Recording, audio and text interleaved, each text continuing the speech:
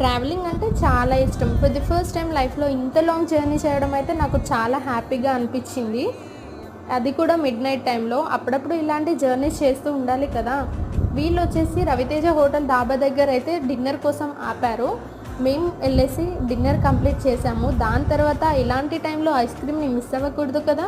So అలా వెళ్ళేసి ice cream తింటూ ఎంజాయ్ చేసాము. దాని తర్వాత ట్రావెలింగ్ ఎక్కడం అయితే ఫస్ట్ టైము. నేను వచ్చేసి స్వామి అయ్యప్ప ట్రావెల్స్ అయితే ఎక్కాము.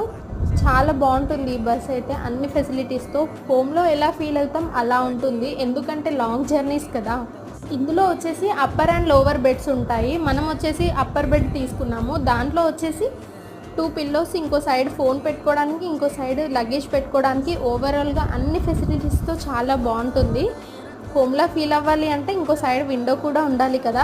ఓ సైడ్ అయితే విండో ఉంది. మీకు ఈ వీడియో నచ్చితే నా ఛానల్ని సబ్స్క్రైబ్ చేసుకోండి.